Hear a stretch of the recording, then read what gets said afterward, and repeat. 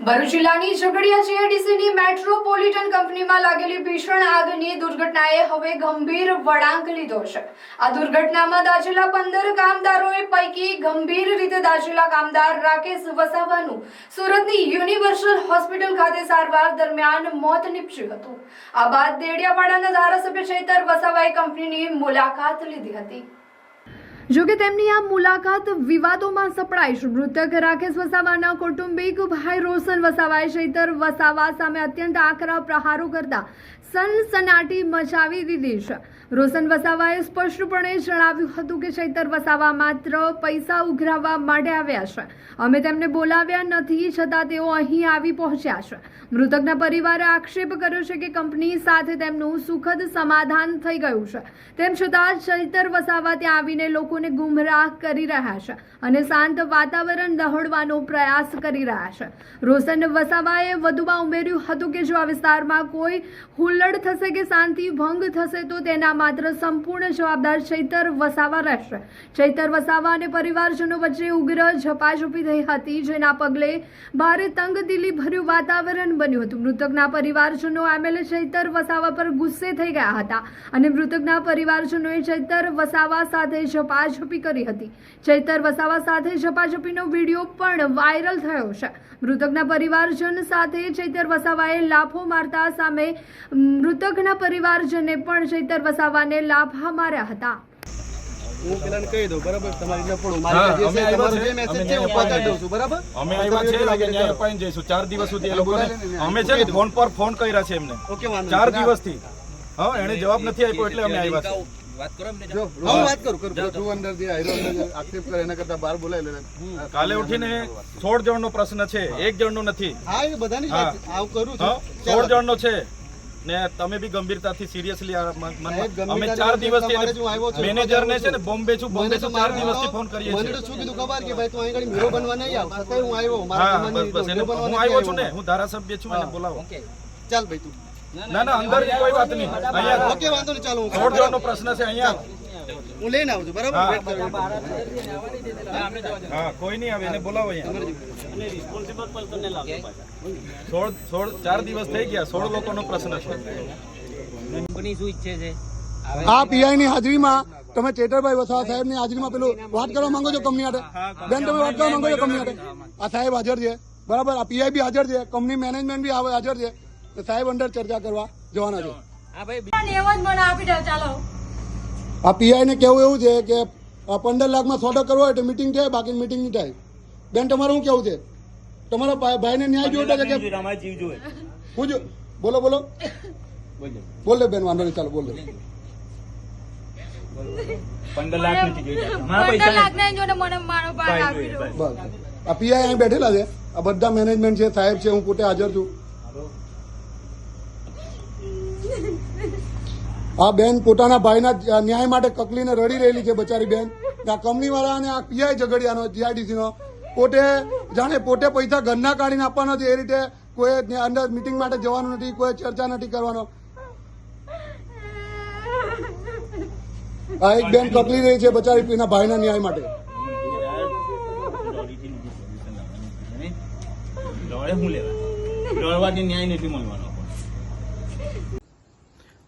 આજે અમે Jhagadia જીઆઈડીસીમાં મેટ્રોપોલિકલ chemical private limited કંપનીમાં આવેલા છે। અહીંયા આવવાનું કારણ એટલું છે કે ગત 23 તારીખના રોજ કંપનીની બેદરકારીથી અહીંયા બ્લાસ્ટ થયો, 16 જેટલા કર્મચારીઓ ગંભીર રીતે દાઝી ગયા। ત્યારે એમાંથી એક વ્યક્તિનું મૃત્યુ 2 દિવસ પહેલા સુરત હોસ્પિટલમાં થયું અને બીજા એક વ્યક્તિનું મૃત્યુ આજે થયું અને 14 લોકોમાંથી લગભગ 5 થી 6 લોકો એટલા ગંભીર ઘાયલ છે કે જે 80% આખું શરીર એમનું દાઝીને બળી ગયું છે। છતાં પણ કંપનીના મેનેજમેન્ટમાંથી એક પણ વ્યક્તિએ આ 16 પરિવારના કોઈની સાથે પણ મુલાકાત નથી લીધી કે કોઈ પણ જાતની વળતરની વાત નથી કરી કે દવાખાનાની બિલની વાત નથી કરી, જેના કારણે આ પરિવારે ગઈકાલે મારો સંપર્ક કર્યો અને કીધું કે આ કંપનીમાં આ રીતની ઘટના ઘટી, એમાં અમારા 27 વર્ષના દીકરાઓ મૃત્યુ પામ્યા છે, જેના નાના નાના બાળકો છે, આગળ પાછળ અમારે કંઈ નથી। ચૈતરભાઈ તમે કંઈ આવીને વાત કરીને અમને ન્યાય અપાવો। આજે અમે અમારી ટીમ સાથે એ કંપનીના ગેટ પર ગયા અને 11:30 થી લઈને 1 વાગ્યા સુધી ત્યાં ઉપસ્થિત પીઆઈ વાઘેલા પીએસઆઈ બધાને અમે કીધું કે મેનેજમેન્ટમાં જે કઈ વ્યક્તિ હોય એને ગેટ પર બોલાવો અને અમારી સાથે જે પરિવારજનો આવેલા છે એમની સાથે માનવતાની રાહે જે વળતરની વાત હોય એ વાત કરે અને એમને ન્યાય આપવાનું કામ કરો.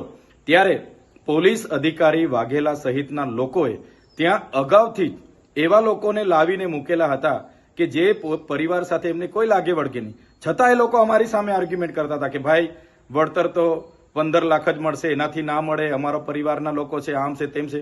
પણ અમારી સાથે જે સગા સંબંધીઓ હતા એમણે કીધું કે અમે 15 લાખમાં સહમત નથી, અમારો એકને એક દીકરો મૃત્યુ પામ્યો છે, અમને માનવતાની નાતે થોડું વ્યવસ્થિત કરી આપો. જે બાબતને લઈને 1.5 કલાક સુધી એમણે ગેટ ન ખોલ્યો. અમે ગેટની અંદર ગયા, ત્યાંનો એક વ્યક્તિ રોનક કરીને કોઈ છોકરો હતો, એ તરત દોડી આવીને મને મારી સાથે ઝપાઝપી કરવાના એણે પ્રયાસ કર્યા. પીઆઈની હાજરીમાં મેં કીધું ભાઈ જે વાત કરવા માટે આવ્યા છે એની વાત કરો, બીજું ફાલતુ વાત અહીંયા કરવાની જરૂર નથી. ત્યારબાદ પણ કંપની મેનેજમેન્ટ દ્વારા એમના પરિવારજનોને બોલાવવામાં આવ્યા, એમની સાથે વાત કરવામાં આવી. એમ કહેવામાં આવ્યું કે 2 લોકો મૃત્યુ પામ્યા છે, એની જવાબદારી કંપની 15 લાખ સુધી લેશે, એના સિવાય અમે 1 રૂપિયો આપવા માંગતા નથી. જેને લઈને અમે બાદમાં કંપનીની બહાર આવ્યા અને બહાર આવતાની સાથે જ અમારા લોકો પર પોલીસ દ્વારા ત્યાંથી જાહેરનામું છે એમ કરીને લાઠીઓ દ્વારા બહાર ભગાડવાનો પ્રયાસ કર્યો છે.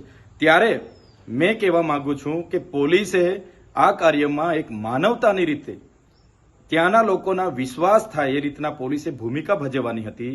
એની જગ્યાએ 5-5 દિવસ સુધી પોલીસ ત્યાં દેખાઈ નહીં. આજે અમે જવાના હતા ત્યારે પોલીસ ત્યાં આવી ગઈ અને કંપનીના માલિકના કહેવા પ્રમાણે એમણે વળતર નહીં આપવા દેવા માટે આ પરિવારોને પણ નહીં મળે, તમે જ્યાં કરવાના હોય ત્યાં કરી લેજો, તમારાથી થાય તે કરી લેજો, એવું પોલીસના પીઆઈ બોલતા હતા.